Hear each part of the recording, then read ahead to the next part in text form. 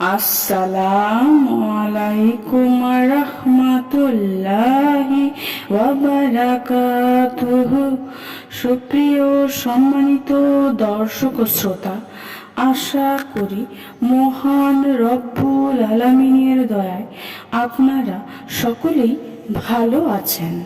সুপ্রিয় সম্মানিত দর্শক ও শ্রোতা, আজকে হযরত আবু হুরাইরা রাদিয়াল্লাহু তাআলা আনহু থেকে একটি ঘটনা বর্ণনা করব। ঘটনার শিরোনাম হচ্ছে জনৈকা নারীর তওবা। সুপ্রিয় সম্মানিত দর্শক ও শ্রোতা, আশা করব এবং আপনাদের নিকট অনুরোধ থাকবে ঘটনাটি শেষ পর্যন্ত শোনার। হযরত আবু হুরাইরা রাদিয়াল্লাহু তাআলা আনহু বলেন, একদা জনৈকা মহিলা আমার কাছে এসে বলল, আমি জিনা করেছিলাম, এতে আমার একটি সন্তান হয় এবং আমি তাকে কতল করে ফেলি। এখন যদি আমি তওবা করি তাহলে আমার তওবা কি কবুল হবে? হযরত আবু হুরাইরা রাদিয়াল্লাহু তাআলা আনহু বললেন, না, তোমার চক্ষু কখনো শীতল হবে না, তোমার কখনো মান মর্যাদা অর্জিত হবে না। এ কথা শুনে মহিলাটি আফসোস করতে করতে চলে গেল। পরে যখন হযরত আবু হুরাইরা রাদিয়াল্লাহু তাআলা আনহু আল্লাহর রাসূল সাল্লাল্লাহু আলাইহি ওয়াসাল্লামের সঙ্গে ফজরের নামাজ আদায় করলেন, তখন সেই মহিলার ঘটনাটি বিস্তারিত খুলে বললেন। আল্লাহর রাসূল সাল্লাল্লাহু আলাইহি ওয়াসাল্লাম বললেন, তুমি তাকে সঠিক জবাব দাওনি। তুমি কি এই আয়াত পাঠ করনি?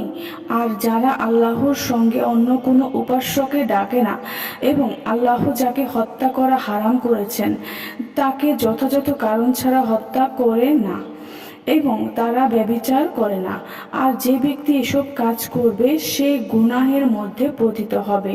কিয়ামতের দিন ওর শাস্তি দ্বিগুণ করা হবে এবং সে তাতে লাঞ্ছিত অবস্থায় চিরকাল পড়ে থাকবে। তবে যারা তওবা করবে, ঈমান আনবে এবং সৎকর্ম করবে, আল্লাহ তাদের মন্দ কর্মগুলো পরিবর্তন করে দেবেন পূর্ণ দ্বারা, আর আল্লাহ অতি ক্ষমাশীল, পরম দয়ালু।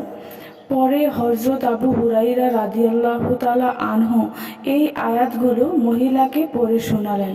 সে বলল, সকল প্রশংসা ওই আল্লাহ পাকের জন্য, যিনি আমার মুক্তির পন্থা বলে দিলেন।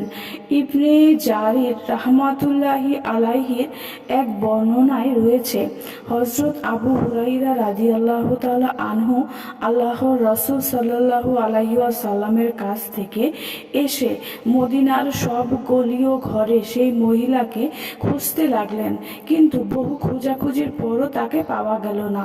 পরের রাতে সে নিজেই হযরত আবু হুরাইরা রাদিয়াল্লাহু তাআলা আনহুর কাছে আগমন করলে তিনি আল্লাহর রাসূল সাল্লাল্লাহু আলাইহি ওয়াসাল্লামের কথাগুলো জানিয়ে দিলেন।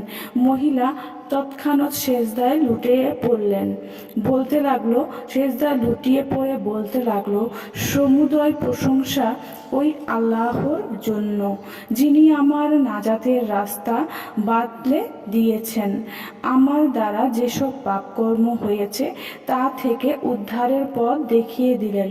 এরপর সে আল্লাহর কাছে সত্যিকার তওবা করল এবং তার এক বাদী ও তার কন্যাকে আজাদ করে দিল।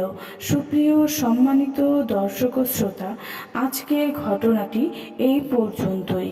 ঘটনাটি যদি ভালো লেগে থাকে অবশ্যই চ্যানেলটি সাবস্ক্রাইব করবেন, লাইক করবেন, কমেন্ট করবেন এবং বেশি বেশি শেয়ার করে দেবেন। সবাই ভালো থাকবেন। আল্লাহ হাফেজ।